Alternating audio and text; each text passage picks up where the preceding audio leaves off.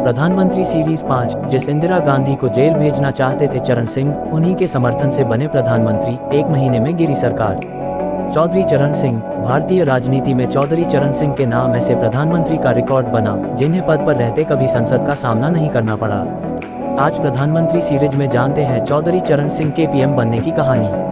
नमस्कार दोस्तों, स्वागत है आप सभी का हमारे चैनल पर। दोस्तों, आज प्रधानमंत्री सीरीज में जानते हैं चौधरी चरण सिंह के पीएम बनने की कहानी। लेकिन उससे पहले अगर आपने हमारे चैनल नॉलेज टीवी को सब्सक्राइब नहीं किया है तो तुरंत कर लीजिए और बेल आइकॉन दबाना मत भूलिए। तो आइए शुरू करते हैं। प्रधानमंत्री सीरीज। चौधरी चरण सिंह। भारत के प्रधानमंत्री के कार्यकाल की सूची में चौधरी चरण सिंह का नाम बहुत ही कम समय के लिए दर्ज है, लेकिन राजनीति और देश सेवा में उनका योगदान सुनहरे अक्षरों में अपनी जगह रखता है। वो भारत के इकलौते ऐसे नेता रहे हैं जिन्हें किसान अपना सबसे बड़ा नेता मानते हैं। इमरजेंसी के बाद 1977 में हुए आम चुनाव में जनता गठबंधन की तरफ से चौधरी चरण सिंह प्रधानमंत्री पद के दावेदार थे। दलित नेता जगजीवन राम की पीएम बनने की बढ़ती संभावना देखते हुए उन्होंने अपनी दावेदारी वापस ली और इस तरह मोरारजी देसाई प्रधानमंत्री बन गए। लेकिन इन तीनों दिग्गज नेताओं में मतभेद के चलते मोरारजी की सरकार जल्द ही गिर गई और फिर चरण सिंह कांग्रेस के समर्थन से प्रधानमंत्री बने। इसके लिए उनकी जमकर किरकिरी भी हुई। 1 महीने में ही उन्हें इस्तीफा भी देना पड़ा। भारतीय राजनीति में चौधरी चरण सिंह के नाम ऐसे प्रधानमंत्री का रिकॉर्ड बना जिन्हें पद पर रहते कभी संसद का सामना नहीं करना पड़ा। आज प्रधानमंत्री सीरीज में जानते हैं चौधरी चरण सिंह के पीएम बनने की कहानी। मोरारजी देसाई की सरकार गिरी।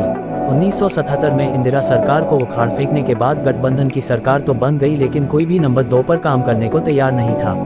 मोरारजी की कैबिनेट में चरण सिंह और जगजीवन राम प्रधानमंत्री बने।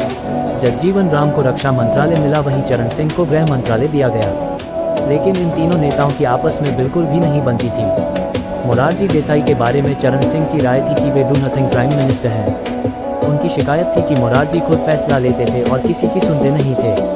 चरण सिंह का कहना था कि गृह मंत्रालय अपने पास होते हुए भी वो उत्तर प्रदेश में किसानों, खासकर गन्ना किसानों के मूल्य को लेकर कुछ नहीं कर पा रहे थे।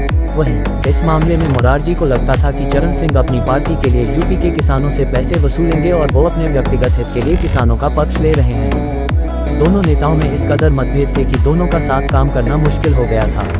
24 मार्च 1978 को सीसीएस को दिए एक इंटरव्यू में चरण सिंह ने कहा था कि मोरारजी देसाई प्रधानमंत्री बनने की रेस में थे ही नहीं और न ही उन्हें कोई सपोर्ट कर रहा था। किसी न किसी मुद्दे पर चरण सिंह और मोरारजी देसाई में तल्खी जारी रही। इमरजेंसी को लेकर इंदिरा गांधी को जेल भेजने के मुद्दे पर भी चरण सिंह और मोरारजी देसाई की राय अलग थी। मोरारजी चाहते थे कि इंदिरा गांधी को सजा देने के लिए वही कानूनी प्रावधान अपनाए जाएं जो पहले से हैं। वहीं चरण सिंह किसी भी हाल में इंदिरा को जेल भेजना चाहते थे। चरण सिंह ने इंदिरा गांधी को जेल भेजकर ही दम लिया, लेकिन बाद में इसका भी भारी नुकसान उन्हें ही उठाना पड़ा। जबकि जेल जाने की वजह से इंदिरा गांधी को लेकर लोगों के मन में सहानुभूति पैदा हुई। इतिहासकार रामचंद्र गुहा ने अपनी किताब इंडिया आफ्टर गांधी में लिखा है, इंदिरा गांधी को गिरफ्तार करने के पीछे जनता खेमे में आपसी भी काम कर रही थी। गृह मंत्री चरण सिंह मोरारजी के कैबिनेट में नंबर 2 की हैसियत से काम करने को तैयार नहीं थे। वो खुद इंदिरा गांधी को गिरफ्तार करके राजनीति का केंद्र बिंदु बनना चाहते थे। उद्धरण रामचंद्र गुहा ने ये भी लिखा है, सच्चाई तो ये है कि जो लोग सत्ता में थे वो खुद इमरजेंसी के दौरान जातियों को झेल चुके थे, लेकिन अब बदला लेने को उतारू थे। ये लोग ढंग से सरकार चलाने की बजाय एक व्यक्ति विशेष के खिलाफ लगे हुए थे। मतभेदों के बीच चरण सिंह ने मोरारजी देसाई के बेटे कांति देसाई पर भी गंभीर आरोप लगाए। इससे नाराज होकर 1978 में मोरारजी देसाई ने चरण सिंह को अपनी कैबिनेट से बाहर कर दिया। साथ ही राजनारायण को भी बर्खास्त कर दिया। इसके बाद चरण सिंह ने दिसंबर 1978 में रैली के जरिए अपनी ताकत दिखाई और फिर से फरवरी 1979 में वित्त मंत्री बने। लेकिन ये साथ ज्यादा दिनों तक नहीं चल पाया। इस टकराव के अलावा उस समय जनसंघ के सदस्यों अटल बिहारी वाजपेयी और आडवाणी जैसे नेताओं की दोहरी सदस्यता भी जनता पार्टी के लिए मुसीबत बनी। इसका मतलब ये था कि जनसंघ के सदस्य एक ही समय में जनता पार्टी के सदस्य भी थे और आरएसएस के साथ भी उन्होंने अपना रिश्ता खत्म नहीं किया था। जनता पार्टी ने अटल और आडवाणी सहित सभी ऐसे नेताओं से कहा कि वो जनता पार्टी और आरएसएस में से किसी एक के साथ रहें। इसके बाद भारतीय जनसंघ के सभी नेताओं ने पार्टी और अपने पद दोनों से इस्तीफा दे दिया। इस वाक्य का जिक्र लालू प्रसाद यादव ने अपनी बायोग्राफी गोपालगंज से रायसीना में भी किया है। उन्होंने लिखा है, मैंने दोहरी सदस्यता का मुद्दा उठाना शुरू किया। जेपी ने सुझाव दिया था कि आरएसएस के साथ जुड़े जनसंघ के सदस्यों को अपनी जनता पार्टी से खुद को अलग कर लेना चाहिए और जनता पार्टी को उदार, समाजवादी, धर्मनिरपेक्ष और लोगों से जुड़ाव रखने वाली पार्टी के तौर पर अपनाना चाहिए। लेकिन जनसंघ ब्लॉक ने आरएसएस के साथ अपना संबंध खत्म करने से इनकार कर दिया। लालू ने ये भी लिखा है कि दोहरी सदस्यता के झगड़े ने मोरारजी देसाई के पतन में योगदान दिया। इसके बाद सभी सोशलिस्टों ने सदन में अलग बैठने का फैसला लिया और जुलाई 1979 में मोरारजी देसाई की सरकार अल्पमत में आ गई और उन्हें इस्तीफा देना पड़ा। मोरारजी देसाई की कैबिनेट में कानून मंत्री बने। शांति भूषण अपनी आत्मकथा कोटिंग डेस्टिनी ए मेमोआर में लिखा है कि 1978 में हर तरफ ये चर्चा थी कि चरण सिंह सरकार का तख्ता पलटने वाले हैं। उन्होंने लिखा है कि उन दिनों चुनाव सुधार पर एक मंत्रिमंडलीय समिति का गठन किया गया था जिसके सदस्य थे चरण सिंह, लालकृष्ण आडवाणी, प्रताप चंद्र चुंद्र और वो खुद थे। उनके मुताबिक इस समिति की बैठक में एक दिन चरण सिंह देर से पहुंचे और फिर वो बताने लगे कि उन्हें देर क्यों हुई। दरअसल जब वो कार में बैठ रहे थे तो एक पत्रकार ने सवाल पूछ लिया कि क्या आप प्रधानमंत्री बनने के लिए बहुत तत्पर हैं। इस पर चरण सिंह को गुस्सा आ गया और वो बोले कि प्रधानमंत्री बनने की महत्वाकांक्षा रखने में क्या बुराई है। उन्होंने उस पत्रकार से ही सवाल कर डाला कि क्या तुम एक अच्छे अखबार के संपादक बनना नहीं पसंद करोगे, और अगर तुम ऐसा नहीं सोचते तो तुम्हारा जीवन निरर्थक है। आगे उन्होंने ये भी कहा, मैं एक दिन इस देश के प्रधानमंत्री बनने की महत्वाकांक्षा जरूर रखता हूं, लेकिन इसका मतलब ये नहीं है कि मैं मोरारजी देसाई को उनके पद से हटाने की साजिश रच रहा हूं। चरण सिंह इतने पर नहीं रुके बल्कि उन्होंने ये भी कह दिया कि एक दिन मोरारजी देसाई मरेंगे और तब मैं प्रधानमंत्री बन जाऊं तो इसमें बुराई क्या है। प्रधानमंत्री बनने के बाद झेलनी पड़ी आलोचना। मोरारजी की सरकार गिरने के बाद चरण सिंह ने वो कदम उठाया जिसकी वजह से उनकी काफ़ी आलोचना हुई। जिस इंदिरा गांधी के खिलाफ नारा देकर उन्होंने चुनाव लड़ा था, उन्हीं की पार्टी से समर्थन लेकर चरण सिंह ने सदन में बहुमत साबित किया। 28 जुलाई 1979 को चौधरी चरण सिंह समाजवादी पार्टियों और कांग्रेस युग के समर्थन से भारत के 5वें प्रधानमंत्री बने। इसके साथ ही जनता पार्टी टूट गई। लालू ने अपनी बायोग्राफी में लिखा है, इसके साथ ही पहला जनता प्रयोग विफल हो गया और जेपी के सपने को झटका लगा। जिस व्यक्ति का हमने दिल और आत्मा से विरोध किया था, इंदिरा गांधी और उनकी पार्टी कांग्रेस ने दिल्ली में सत्ता में नाटकीय वापसी की। इसी बीच अक्टूबर 1979 में जेपी का निधन भी हो गया। एक महीने में गिरी चरण सिंह की सरकार। चरण सिंह के पीएम बनने के वक्त हिम्मत मैगजीन ने ये खबर छापी कि इस हालात में इंदिरा गांधी ही एकमात्र नेता है जो मध्यावधि चुनाव चाह रही हैं। इस चुनाव से उन्हें ज़्यादा फायदा मिलेगा। उनके हित में यही है कि चरण सिंह प्रधानमंत्री बने, लेकिन वे उस पद पर 2-3 महीनों से ज़्यादा ना रहें। ठीक ऐसा ही हुआ। शपथ लेने के ठीक एक महीने बाद कांग्रेस ने अपना समर्थन वापस ले लिया।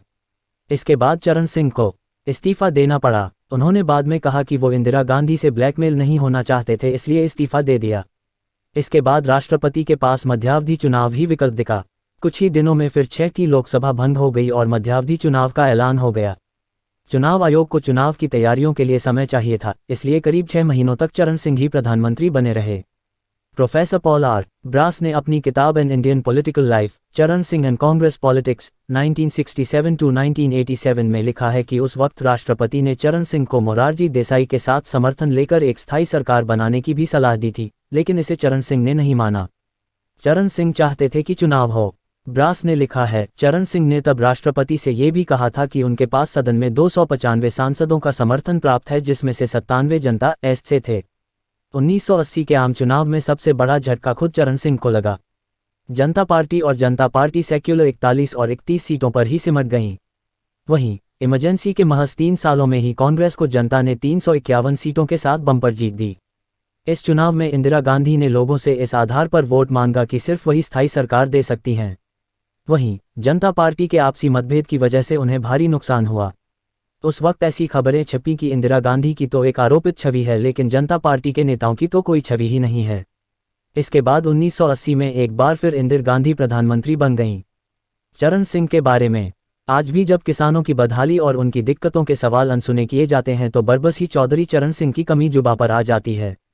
दिलचस्प बात यह है कि चौधरी चरण सिंह न सिर्फ किसान के हितों की बात करते थे, बल्कि वो देश में सामाजिक परिवर्तन की वकालत करने वालों में अग्रणी थे। एक वक्त में उन्होंने तत्कालीन प्रधानमंत्री नेहरू से कहा कि लोक सेवा में उन अधिकारियों को उन्नति दी जाए जो सामाजिक परंपराओं को तोड़कर शादी ब्याह करते हैं। चौधरी चरण सिंह का जन्म 23 दिसंबर 1902 को ब्रिटिश भारत के नूरपुर, अब यूपी, जिला गाजियाबाद में एक जाट परिवार में हुआ था। चरण सिंह ने आगरा विश्वविद्यालय से कानून की पढ़ाई की। 1929 में चरण सिंह ने राजनीति में कदम रखा। उन्होंने 1929 में ही गाजियाबाद में कांग्रेस कमेटी का गठन किया। महात्मा गांधी द्वारा सविनय अवज्ञा आंदोलन में भी उनकी अहम भूमिका रही। उन्हें इस मामले में 6 महीने जेल की सजा भी हुई। जेल से बाहर आने के बाद चरण सिंह पूरी तरह स्वतंत्रता आंदोलन में जुट गए। चरण सिंह 3 अप्रैल 1967 से 25 फरवरी 1968 तक यूपी के मुख्यमंत्री रहे। इसके बाद वो 18 फरवरी 1970 से 1 अक्टूबर 1970 तक फिर यूपी मुख्यमंत्री बने। 24 मार्च 1977 से 1 जुलाई 1978 तक गृहमंत्री रहे। 24 मार्च 1977 से 28 जुलाई 1979 तक उप प्रधानमंत्री रहे। 24 जनवरी 1979 से 28 1979 तक वित्त मंत्री भी रहे। 28 जुलाई 1979 से 14 जनवरी 1980 तक प्रधानमंत्री रहे। उन्होंने कई किताबें भी लिखीं। Abolition of zamindari, legend proprietorship और India's poverty and its solutions उनकी लिखी मुख्य किताबें हैं। चौधरी चरण सिंह। चरण सिंह की शादी गायत्री देवी से हुई थी। उनके 6 बच्चे थे। उनके बेटे अजित सिंह राष्ट्रीय लोकदल के अध्यक्ष हैं। अजित सिंह के बेटे जयंत चौधरी भी राजनीति में है। 28 मई 1987 को चरण सिंह का निधन हो गया।